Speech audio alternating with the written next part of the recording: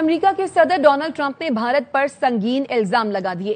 بھارت پر tariff کا اعلان 1 اگست سے بھارت کو 25% ٹیرف ادا کرنا ہوگا۔ صدر ٹرمپ نے کہا بھارت نے ٹیرف ادا نہ کیا تو جرمانہ ادا کرنا ہوگا۔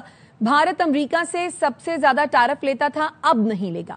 امریکی صدر نے یہ بھی کہا بھارت نے ہمیشہ روس سے اسلحہ خریدا، روسی توانائی کا سب سے بڑا خریدار بھی بھارت ہے۔ یوکرین جنگ میں بھارت کھل کر روس کا ساتھ دے رہا ہے۔ بھارت کی ٹریڈ پالیسی سخت ترین اور ناپسندیدہ ترین ہے۔ امریکی تاجروں کو نقصان ہو رہا ہے۔ بھارت دوست ضرور ہے لیکن تجارت میں کبھی تعاون نہیں کیا۔ امریکہ بھارت کے غیر منصفانہ رویے پر خاموش نہیں رہ سکتا۔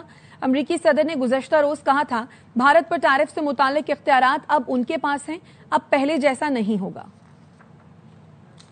Has charged basically more tariffs than almost any other country over the years. But now I'm in charge and you just can't do that. That they are going to pay 25%. اور اسی پر بات کرنے کے لیے ہمارے ساتھ موجود ہیں سابق سفیر عبدالباسط صاحب۔ عبدالباسط صاحب بہت شکریہ، ARY کو آپ نے اپنا قیمتی وقت دیا۔ امریکہ کے صدر ڈونلڈ ٹرمپ نے بھارت پر ایک تو سنگین الزامات عائد کیے ہیں، اس کے ساتھ ساتھ 25% ٹیرف کا بھی اعلان کر دیا ہے بھارت پر، اور اس کے ساتھ ساتھ انہوں نے یہ بھی کہا ہے کہ بھارت جو ہے وہ روس سے سب سے زیادہ اسلحہ خریدتا ہے۔ تو سر اس ساری سچویشن کو آپ کس طرح سے دیکھ رہے ہیں؟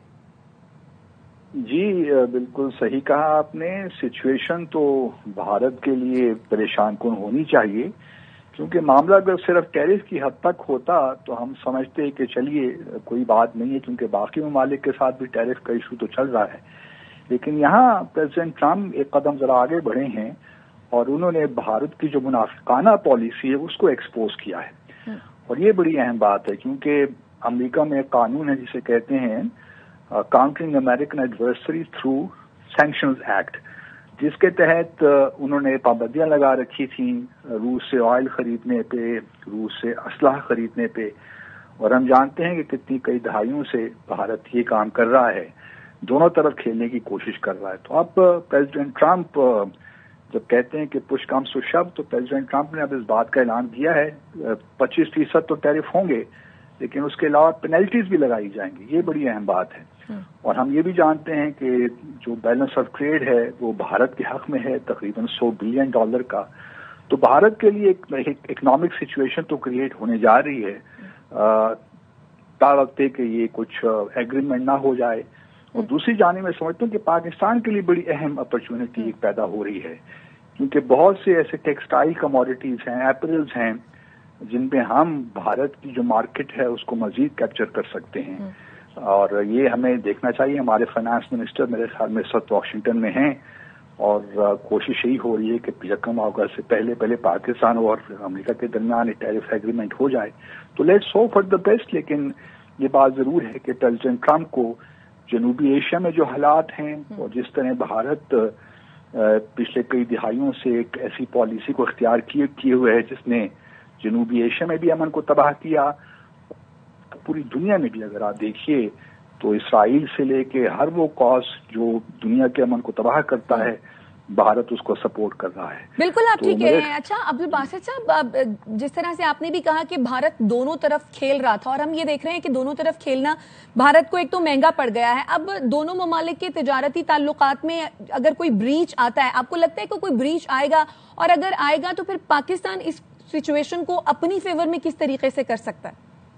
دیکھیے بھارت کی کوشش تو تھی کہ ایک ٹیمپرری منی ڈیل کوئی کر لیں فی الوقت، اور ان کا خیال یہی تھا کہ شاید امریکہ اس بات پہ راضی ہو جائے، کیونکہ نیگوشیشنز کافی ٹف تھے، اور کافی جو ہے معاملات صرف ٹیرف کے تو نہیں ہے نا، کیونکہ بھارت جس طرح پاکستان کے ساتھ بھی ہم نے ماضی میں دیکھا کہ نان ٹیرف بیریئرز بھی بہت لگاتا ہے، اور یہ پریزیڈنٹ ٹرمپ نے اپنی ٹویٹ میں کہا بھی ہے۔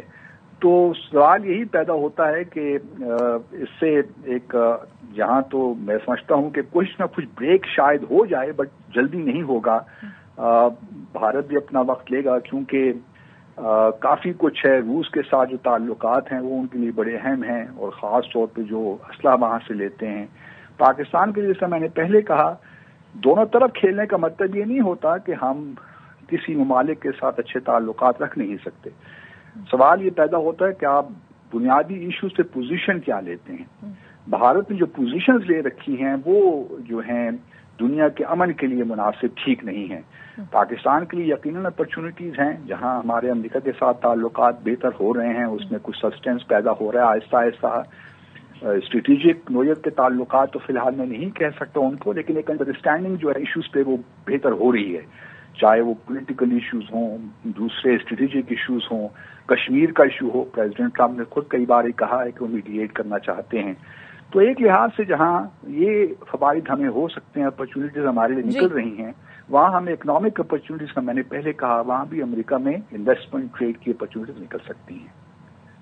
بالکل، بہت شکریہ عبدالباسط صاحب آپ کے قیمتی وقت کے لیے. اور اپنے ناظرین کو اپڈیٹ کرے ہیں کہ امریکی صدر ڈونلڈ ٹرمپ نے بھارت پر ٹیرف لگانے کا اعلان کر دیا ہے. 1 اگست سے بھارت کو 25% ٹیرف ادا کرنا ہوگا. امریکی صدر ڈونلڈ ٹرمپ نے سوشل میڈیا پر پیغام میں لکھا ہے کہ بھارت نے ٹیرف ادا نہ کیا تو جرمانہ ادا کرنا ہوگا. تجارتی معاہدوں کی ڈیڈ لائن میں توسیع نہیں ہوگی. بھارت پر سنگین الزامات لگاتے ہوئے کہا کہ بھارت نے ہمیشہ روس سے اسلحہ خریدا ہے. یوکرین جنگ میں بھارت کھل کر روس کا ساتھ دے رہا ہے. بھارت کی ٹریڈ پالیسی سخت ناپسندیدہ ہے.